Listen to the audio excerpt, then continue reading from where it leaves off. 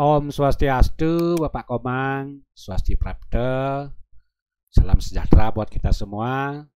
Semoga Bapak Komang dan sekeluarga semuanya selalu sehat dan rahayu. Sesuai dengan penjelasan Bapak Komang tentang rencana untuk membuat sanggah. Nah, jadi ini sudah saya buatkan desainnya. Ya, tentu mengacu kepada penjelasan Pak Komang ya. Mengenai luas Merajan yaitu 15 meter kali 17 meter. Nah, ini 17 meternya, nggih.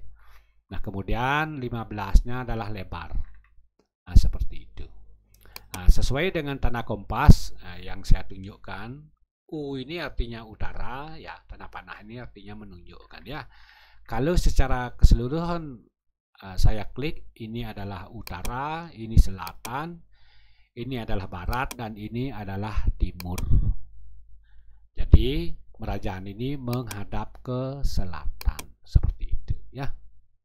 Ini luasnya sudah ya, seperti ini tampilannya Pak Komang. 17 meternya itu utara selatan, sementara lebarnya itu kengin kauh ya, timur barat 15 meter. Nah, sementara di sebelah barat ada peletasan ya, jalan pintas keluar masuk. Nah, untuk pintu masuk utama Kori Agung. Nah, kemudian mengenai jumlah pelinggih ya, jumlah pelinggih sesuai dengan keterangan Bapak Komang itu jumlahnya 9. Saya hitung ya, 1, 2, 3, 4, 5, 6, 7, 8, 9. Ditambah piasan lagi 1 ya. Nah, itu sudah sesuai. Nah, seperti itu dulu ya. Pertama-tama saya akan mereview dari depan terlebih dahulu.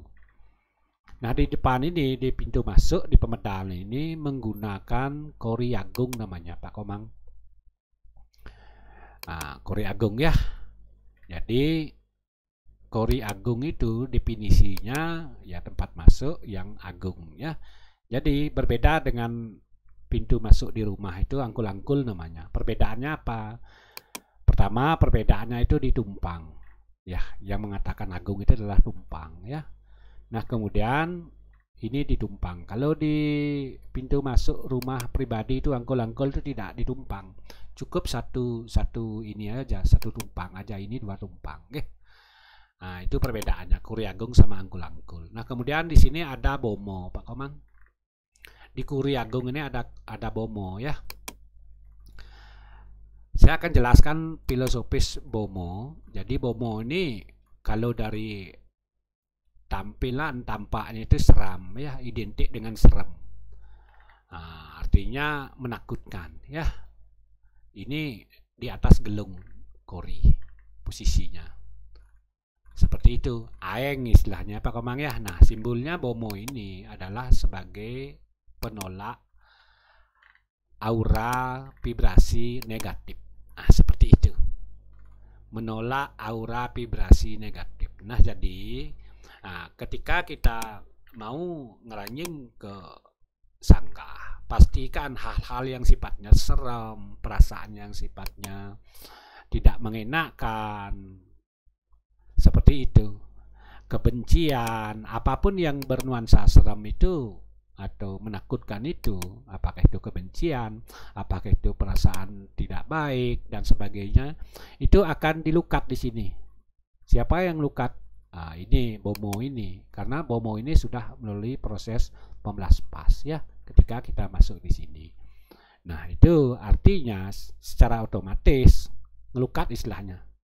Malo-malo itu hal-hal yang kurang baik, hal-hal yang menakutkan itu. Pastikan setelah kita melewati gelung Kori ini hati kita bersih, suci, ning nirmalo. Itu filosofis daripada bomo ini, patung bomo, ukiran bomo yang nampak menyeramkan ini ya Pak Komang ya. Nah, seperti itu. Nah, kemudian selain bomo di bawahnya itu ada namanya sebenarnya patung di sini Pak Komang. Patung Dwaro Palo. Dwaro Palo ya, patung Dwaro Palo. Dwaro Palo. Apa definisi Dwaro Palo itu? artinya dua palo ya. Dua itu ya dua, palo itu lengan di atas pergelangan itu palo namanya, seperti itu.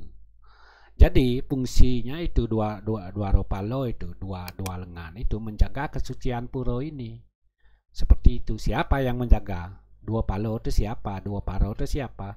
Yaitu Mahokalo dan Adikalo, atau Mahokalo dan Dorokalo. Patung itulah nanti akan diletakkan di sini, berwujud kalo ya. Dua ropalo itu berwujud kalo. Patung ini menyeramkan juga ya. Aeng istilahnya di sini menjaga kesucian merajaan ini, seperti itu. Nah, dalam untuk wujud patung di sini ditempatkan, ada dudukan patung seperti ini ya. Nah, seperti ini. Secara niskalo dilinggihkan di sini. Nah, di apit lawang ini. Nah, di sini. Mahokalo yang di sebelah kanan ini, di sebelah kanan pintu masuk ini Mahokalo namanya ya. Dilinggihkan di sini. Di apit lawang. Apit itu dua, lawang itu pemesuan, pemedalan. Nah, artinya ada dua penjaga yang berada di pemedalan. Di mana? Di kanan dan kiri. Di sini yang melinggih Mahokalo. Di sini kita ngatur sesajen ya. Sementara di sini kita ngelinggihang Dorokalo atau Adikalo. Itu ya.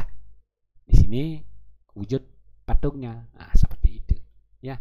Ini diganti nanti patung singonya nanti pakai patung kalo, seperti itu. Mahokalo dan Adikalo atau Mahokalo Dorokalo, seperti itu. Itu simbolisnya, maknanya nggih. Nah, kemudian selain itu apalagi yang ada di Korea Agung ini, ada naga. Simbol penjaga Ibu Pertiwi. Karena nah, dua naga ini sepasang di samping unag ini, ada naga ya. Nah, seperti ini bentuknya, melilit menean. Ini penanda naik dan turun dan juga penjaga Ibu Pertiwi. Karena sebelum merajaan ini dibuat, tentu merajaan ini, tanah ini adalah milik Sang Hyang Aji Akaso dan Ibu Pertiwi. Nah, inilah dipercaya naga ini untuk menjaga Ibu Pertiwi. Nah, seperti itu Pak Komang. Filosofis daripada Korea Agung. Ornamen-ornamen patung yang diletakkan di Korea Agung seperti itu ya. Nah, kemudian untuk maju masuk ngeranjing ke merajaan ini tentu ada unag karena posisi merajaan ini tinggi. Ini Pak Komang ada unag. Apakah unag ini sudah melalui proses penghitungan? Ya sudah ya. Candi Watu Segara Gunung. Nah, kelihatan kalau di sini nampak berapa unag nih? 1, 2, 3, 1, 2, 3, 4, 5, 6. Nampak 6 sebenarnya ya. Sebenarnya unag ini cuma 4 Pak Komang. Yang mana saja?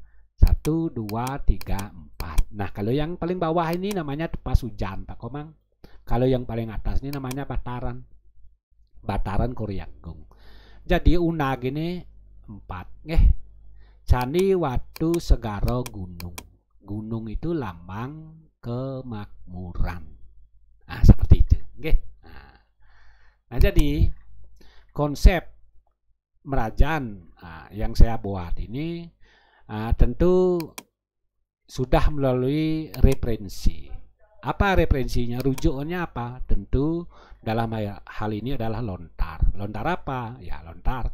Begini Pak Komang, untuk mewujudkan sebuah karya, apakah karya itu berbentuk narasi, atau berbentuk deskripsi, ataukah berbentuk buku, ataupun berbentuk wujud fisik seperti ini, tentu kita harus menggunakan referensi. Cukupkah referensi itu satu sumber? Tidak cukup. Artinya banyak sumber referensi yang harus kita gunakan, karena tidak mungkin kita bisa mewujudkan suatu bangunan, suatu karya, baik fisik maupun non fisik dengan satu sumber referensi. Tidak cukup dengan satu sumber lontar, karena kita harus mempelajari lontar itu dan mengambil intisarinya, kita gabungkan menjadi satu kesatuan sehingga terwujudlah sebuah karya. Apa dasar lontar itu untuk membuat ini, untuk yang menjelaskan ini, menjelaskan dan membuat ya, tentu dasarnya adalah lontar pertama Warigo Winasosari, Atmo Prasango, ya, Kusumo Dewo, Gong Besi, Purwo Bumi, Tatuo Kapatian, Usano Dewo, dan Siwo Gamo. Itulah lontarnya yang kita pakai referensi sehingga terwujudlah karya ini secara fisik ya. Nah, seperti itu. Secara fisik ini adalah merajaan. Nah, jadi merajaan apa namanya ini ketika jumlahnya 9? Kalau menurut lontar yang saya sebutkan tadi, menurut lontar apa namanya, Wariga Winasasari, Atma Prasango, Kusumo Dewo, Gong Besi, Purwo Bumi, Tatuo Kapatian, Usano Dewo, dan Siwo Gamo, ini disebut dengan Sangah Dadio. Nih, karena jumlahnya 9 ini, Sangah Dadio. Apa itu Sangah Dadio? Nah, kan begitu sekarang. Sangah Dadio itu milik kumpulan dari beberapa keluarga kecil dalam satu kosoroh atau dalam satu purus garis keturunan. Itu pada intinya ya. Saya ulangi lagi. Sangah Dadio adalah sangah yang dimiliki oleh kumpulan dari beberapa keluarga kecil yang terdiri dari satu soroh, satu purus garis keturunan. Ya itu. Artinya secara logika Sangah Dadio ini memiliki pengempon seperti itu. Pengempon banyak, pengemponnya harusnya ya. Nah, lumayan pengemponnya banyak ini. Seperti itu logikanya. Seharusnya Sangah Dadio didirikan karena ada pengemponnya seperti itu. Oke. Jadi ada atau tidak pengempon itu tergantung leluhur kita yang membuat sangah ini. Karena banyak kejadian sangah itu terdiri di salah satu keluarga, tetapi sangah itu banyak jumlahnya, 9 misalnya, bahkan bisa 18, tapi tidak ada pengemponnya. Nah, hal ini berbeda, kasus ini berbeda. Secara teoritis, jadi Sangah Dadio itu ada pengemponnya, Sangah Panti itu ada pengemponnya. Masalah ada dan tidak, saya tidak tahu. Apakah sekarang pengemponnya tidak ada karena semakin hari semakin lama semakin sekian waktu itu pengemponnya semakin menipis, semakin memudar, bahkan sampai tidak ada, atau bagaimana? Atau memang sangah ini dikonsep seperti Sangah Dadio tapi dimiliki oleh pribadi. Itu dua hal berbeda. Nah, itu tidak penting, itu menurut Titiang hanya keluarga yang tahu, para leluhur yang tahu ya. Nah, seperti itu dasar Sangah Dadionya. Baik Pak Komang, nah, seperti itu dulu di awal yang sampaikan. Sekarang saya akan mereview di jeruan. Nah, di jeruan di luar sudah tadi. Yuk kita masuk ngeranjing sekarang ke jeruan melalui unag ini. Candi Watu Segaro Gunung. Nah, sudah ya masuk sekarang. Oke, masuk. Anggap kita sudah melalui proses masuk melalui apa ini, Kuriagung ini. Nah, pikiran kita sudah bersih sekarang. Kita umpamakan karena apa? Karena di sini sudah ada Bomo ya, patung Bomo yang sudah pas. Jadi anggap pikiran kita sudah bersih sekarang. Wow, sekarang kita sudah di halaman Pak Komang. Konsep halamannya ini adalah menggunung rata Pak Komang. Artinya ada tinggi, ada rendah. Gitu. Ada sor singgihnya. Halaman ini lebih rendah, sementara ini untuk di pelinggihnya itu lebih tinggi seperti itu. Oke. Nah, dari apa namanya Kuriagung ini turun ke sini, naik tadi turun Tigang Unag. Candi Watu Segaro Suci jatuhnya, nah, turun. Ini ketemu kita di Natar. Nah, seperti ini konsepnya Natar, Nah, Natar ya. Seperti ini ya. Kemudian di Natarnya ada apa? Ada piasan Pak Komang ya, piasan seperti ini tampilannya. Kemudian di Natar ini ada juga pintu masuk, pintu keluar. Niki peletasan namanya, jalan pintas Besu Kauh. Nah, niki untuk aktivitas warawiri sehari-hari lebih dekat karena di sini nanti ada rumah nih, di sini di sebelah barat ada rumah, nanti lebih dekat di sini, Nah, ini akan sering kepake nantinya seperti itu ya untuk di Natarnya. Nah, sekarang saya akan mereview sekarang dari mana, Oke, dari piasan saja ya. Ini piasan. Apa makna fungsi piasan ini? Nah, kebetulan dekat nih, dia akan jelaskan. Di piasan ini ada tempat membanten. Nah, ini tempat manyahan banten. Kayak pelangkiran istilahnya memanjang, menghadap ke utara. Di sini parbo sebenarnya ada ukiran ya. Nah, seperti itu. Di sini tempat manyahan banten. Di sini linggih, daksino, tapaan, apapun itu ya. Di sini kita ngantep apakah pakai kursi atau duduk di bawah, tidak masalah. Nih, seperti itu. Apakah ini merupakan pelinggih? Ya, ada yang mengatakan bagian dari pelinggih karena di sini ada pelangkiran nanti. Yang pelinggih siapa? Sang Yang Wenang. Seperti itu, Sang Yang Wenang. Ketika sehari-hari kita mau banten, anggaplah sehari-hari Pak Komang. Kita kan biasa banten Senang Sari dan sebagainya, ya sehari-hari. Kita ngeranyeng di Menajaan ini, kita tidak langsung unggahan banten ke suang-suang pelinggih, tidak. Kita transit dulu di sini, ya. Kita banten itu taruh dulu di sini di piasan. Artinya dengan menaruh di piasan, uniayang ring ido Sang Yang Wenang bahwa kita akan maturan ke suang-suang pelinggih. Seperti itu pekelingan, ya. Kemudian lungsuran tirto pebersih, seperti itu. Tujuannya apa? Fungsinya apa? Kenapa seperti itu? Ya transit seperti itu dulu. Kita nguningan bahwa kita akan ngaturang. Karena dianggap banten-banten yang akan kita aturkan itu masih mengandung malo. Nah seperti itu. Kalau bahasa nasionalnya masih kotor dianggap ya. Kalau bahasa agama yaitu malo. Malo kurang bersih artinya. Apalagi kita membeli misalnya Senang Sari, tentu membeli entah proses membuatnya bagaimana, materialnya, ya intinya malo ya, masih dianggap kurang bersih. Nah, agar persembahan kita itu bersih, higienis, layak untuk katur majang ring ida Sang Yang Widi, makanya di sini tunasan kita bersihan dulu, sehingga apa yang kita aturkan benar-benar merupakan aturan yang higienis, aturan yang bersih sesuai dengan pikiran kita. Itu fungsi dan maknanya ya. Lungsuran tirta pebersihan riki di Sang Yang Wenang. Itu fungsinya pertama. Keseharian ya. Nah, yang berkala sifatnya kalau kita ngerainan, ngodalan, mayatnya dan lain sebagainya, tentu di sini bisa sebagai paruman. Linggih hidup betaro sami atau merarean atau parum atau manyahan banten di sini. Banten-banten yang tidak terakomodasi di pelinggih-pelinggih ini bisa kita banyahan di sini di piasan. Nah, seperti itu. Yeah.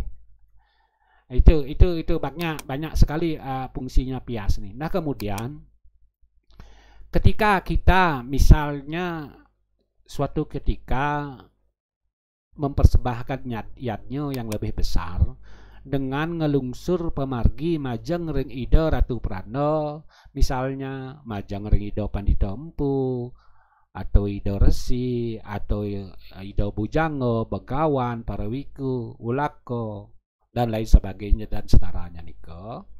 Nah, tentu di sini yang kita tunasan penguput niko adalah Siwo Sekalo. Disinilah beliau ido jagi ngereko Siwo Reko.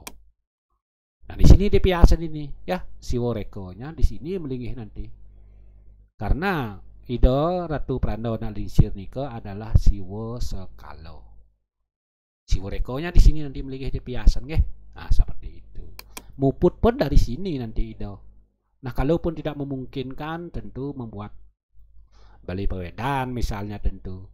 Ya, jadi karena sudah ada cukup di piasan saja. Seperti itu. Dan ada SOP-nya juga. Standar prosedur operasional prosedur namanya SOP ya, standar operasional prosedurnya ada nanti. Ido yang uning pasti dikasih tahu sama ulakonya seperti itu. Piasan sudah ya, fungsi dan maknanya. Nah, sekarang akan ke pelinggih yang jelaskan. Nah, ini kalau tiang hitung dari selatan ya, tiang menjelaskan dari barat ini. 1, 2, 3, 4, 4, 5, 6, 7, 8, 9. 9 pelinggih ya. Ini yang akan jelaskan satu persatu nama fungsinya. Nggih. Nah, yang pertama, yang paling selatan nggih. Pak Komang. Yang paling selatan ini namanya penglurah. Ini sudah saya kasih tulisan ya. Atau tugu penglurah. Ini materialnya semuanya dari unsur batu atau tanah atau bata. Sama sekali tidak ada unsur kayu seperti itu. Kalaupun ada itu tergantung Desa Klepatro ya. Pada umumnya seperti ini, tugu atau penglurah. Siapa yang melinggih di sini? Yang melinggih di sini adalah Ratu Ngurah Agung. Itu basikonya ya. Ratu Ngurah Agung. Nah, jadi ini tidak disebut Betara. Nah, ini adalah setengah dewa, setengah kalo. Mau bisa ke Ratu Ngurah Agung. Seperti itu. Nama pelinggihnya Tugu, yang melinggih adalah Ratu Ngurah Agung. Fungsi dan maknanya sekarang, beliaulah ini Tugu itu artinya tahu. Tugu atau Tuhu itu artinya tahu. Beliaulah yang paling tahu apapun yang terjadi atas yang terjadi di Sanggah ini. Beliau yang paling tahu, maha tahu beliau. Nah, artinya beliaulah yang sebagai moderator, pengenter, penghubung maksud kita kepada Tuhan, bla bla bla dan sebagainya. Maha tahu ini. Ya, satpam istilahnya ya, penjaga, sekretaris boleh ya, apapun. Karena tangan kanannya itu Sang Hyang Widiwasa ini adalah Ratu Ngurah Agung. Itu basikonya, fungsi dan makna. Nah, seperti itu ya. Nah, ini jajaran pelinggih ini tentu acuannya adalah lontar tadi yang saya sebutkan tadi. Nah, di sebelah utaranya Ratu Ngurah Agung atau penglurah atau tugu ini namanya pelinggih Menyang Seluang. Nah, walaupun ini seperti Gedong Sari, tinggal saya ngisi lambang Menyang Seluang aja, sako satu di atas di depan ya, tidak masalah. Ini Menyang Seluang. Menyelang Seluang. Jadi siapa yang melinggih atau ini pelinggih apa namanya ya? Ini namanya pelinggih Menyang Seluang. Yang diaturkan ini adalah Empu Kuturan, linggih Empu Kuturan sebagai bentuk ucapan terima kasih kepada Empu Kuturan karena beliaulah yang menyebarkan agama Hindu ini. Seperti itu agama. Kita bisa beragama berkat beliau.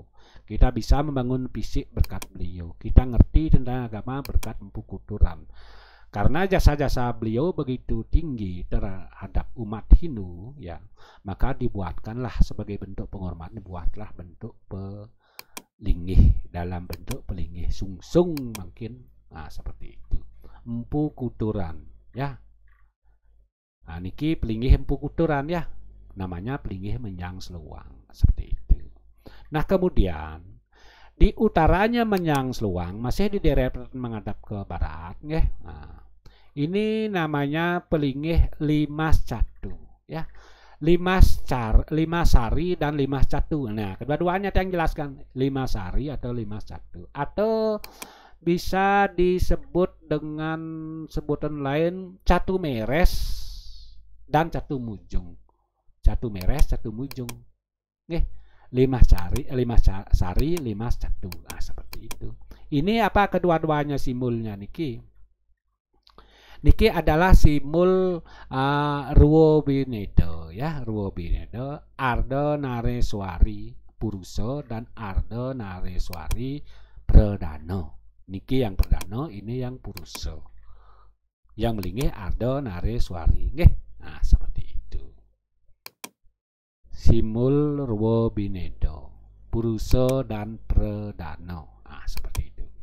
Nah, di sebelah utaranya ada Kemulan. Nah, Kemulan ada yang menyebut Rong Telu. Ada yang menyebut pelinggih Ide Betara yang Guru. Apapun sebutannya tidak terlalu penting. Yang penting fisiknya seperti ini, fungsinya sama. Nah, seperti itu ya. Rongnya 3. Seperti ini. Nah, ini namanya Kemulan. Linggihnya Trimurti, ada yang menyebut. Trimurti, apa itu Trimurti? Di sini Brahma, Wisnu, Siwa. Kan ada 3 rong. Nah, kemudian Brahma, Wisnu, Siwa. Si Klod Brahma, si Kaja Wisnu di tengah Siwa. Kalau itu dianalogikan yang melingih adalah Trimurti. Nah kemudian kalau kita menganalogikan ini adalah linggih ide Batara yang guru leluhur kita yang sudah bersih. Ini leluhur kita di lubang nih ten katil nih genah nih ka. Nah di sini ya. Kalau ini Trimurtinya di sini, kalau di sini adalah para leluhur kita yang sudah bersih, yang sudah melalui proses pengabdian, yang meraga pradana atau perempuan. Ini paling si Klod Satmako itu adalah Batara Brahma menciptakan, ya. Nah, seperti itu. Nah, kemudian di sini leluhur kita yang meraga purusa atau lanang, pemelihara, ya. Nah, kemudian di sini pramesti guru namanya, ya, yang tidak berjenis kelamin, pramesti guru, seperti itu, ya. Ini kemulan rong 3. Batara yang guru sama saja, itu fungsi dan makna dan letaknya tetap posisinya menghadap ke barat. Nah seperti itu. Nah kemudian di Pelinggih Dadio ini ada Padmosano. Nah Padmosano seperti ini, ada acintionya ya. Nah, kemudian ada tumpangnya seperti ini. Kemudian ada naga, ada bedawang empas atau empas, nggih. Nah, seperti ini. Ada karang gajah, ada karang manu, ada karang tapel, ada karang sai. Seperti itu. Nah, di belakangnya ada Garuda. Ini ada angsa, linggih Batara Wisnu, apa namanya ke Garuda, linggih Batara Wisnu, ini angsa. Kemudian ada Batara Wisnunya. Ini Batara Wisnunya ya, bakalan. Nah, seperti itu. Kemudian ekor naga di sini keluar ya, ini ekor naga. Ini kakinya empas atau bedawang. Seperti itu.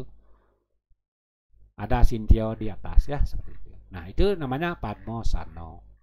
Tempatnya posisinya nyerang nih. Nah, sudut ya. Sudut Klod Kauh ya.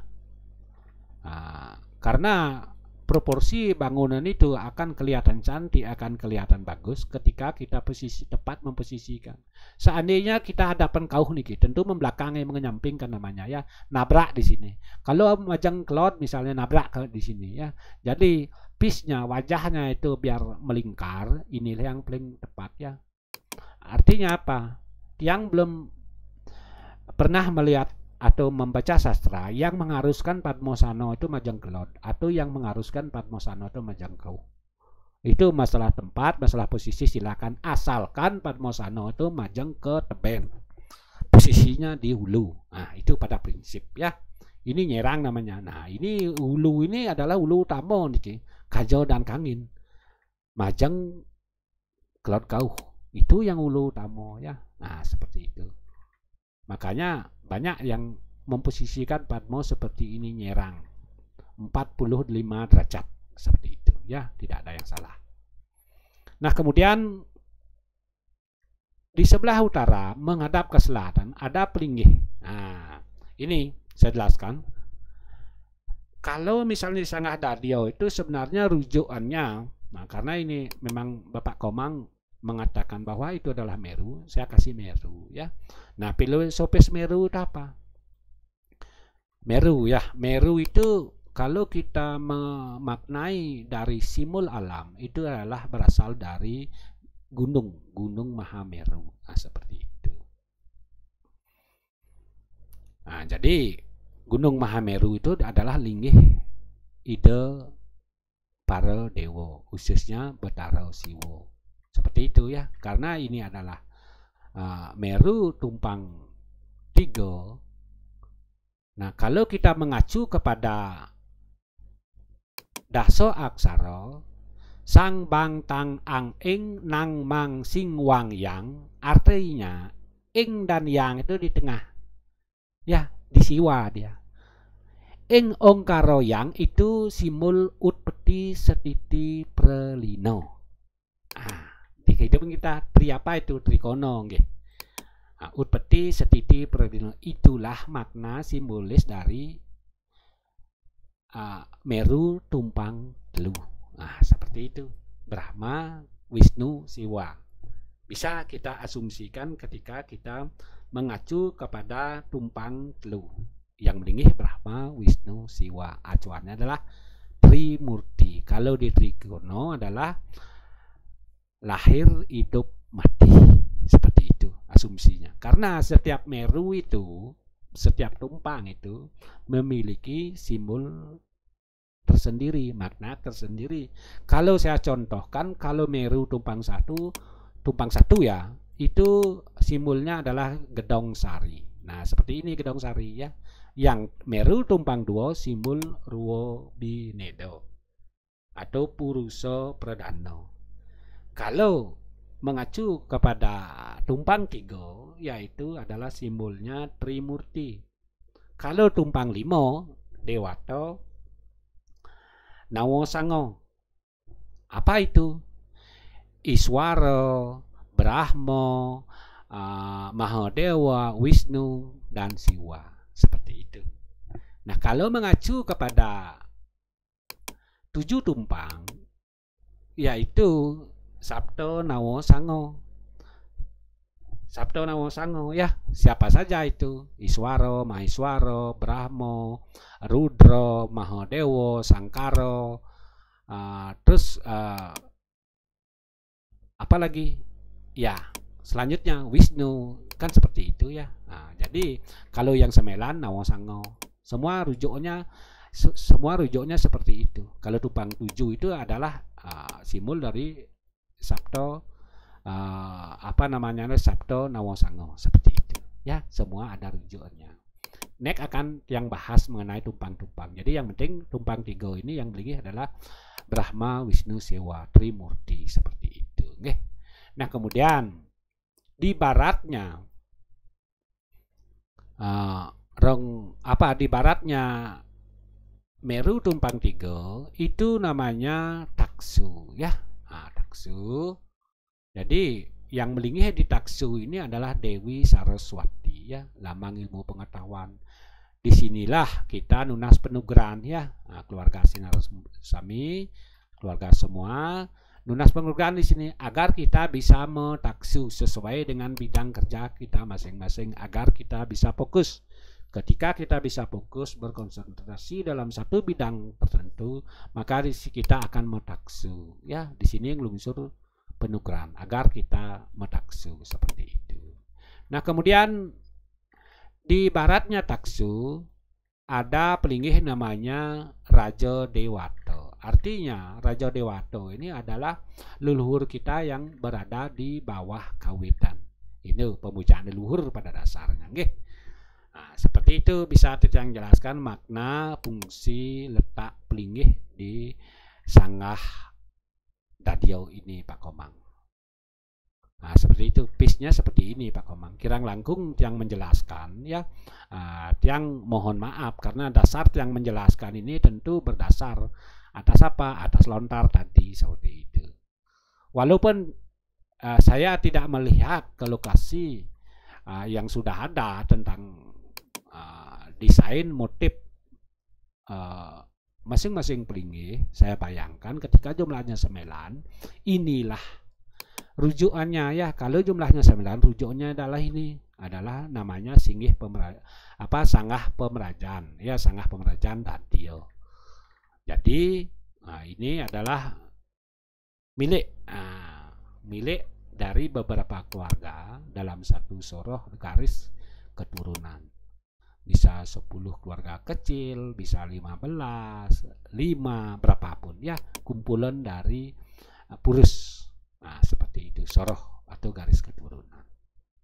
Next, nanti di video berikutnya yang akan memberikan penjelasan tentang pelinggih juga, tentang sanggah alit, sanggah Dadio, sanggah Panti secara khusus. Seperti itu Pak Komang ya. Nanti mengenai RAB akan kita susul ya. Ini dulu silakan pelajari, simak penjelasan Titiang atau video ini ya. Semoga berkenan. Nah, jika ada hal-hal yang kurang berkenan, tolong kasih saya masukan Pak Komang kasih saya masukan, barangkali saya akan bisa mengaplikasikan nanti. Seperti itu Pak Komang. mengenai konsep bangunan ini tentu acuannya adalah Hasta Bumi, Hasta Kosalo, dan Hasta Kosali. Nah seperti ini, kalau misalnya pengaplikasiannya di lapangan, jadi tentu kita akan mengambil acuannya dari sini. Nah, dari pondasi ini ya, berapa ini? 75 cm telung tampak. Semuanya melalui proses penghitungan Pak Komang ya. Nah, seperti itu. Jadi jangan ragu bahwa konsep yang saya buatkan ini adalah konsep yang sesuai dengan Hasta Kosalo, Hasta Kosali, Hasta Bumi, logika dan juga estetika. Di mana rujukannya adalah lontar tadi. Lontar apa? Niki sudah yang tulis karena yang tidak hafal ya. Ini ada lontar Warigo Winasasari, Atmo Prasango, Kusumo Dewo, Gong Besi, Purwo Bumi, Tatwa Kapatian, Usano Dewo, dan Siwo Gamo. Nah, seperti itu ya. Baik Pak Komang, jika ada hal-hal yang kurang berkenan, ampurayang atas keterbatasan Titiang, dan Titiang tetap lunas masukan saking Pak Komang. Nanti bisa selanjutnya kita ngobrol pada pertemuan nanti. Baiklah Pak Komang, itu aja dulu sinap saya dengan Pramo Santi. Om Santi Santi Santi Om.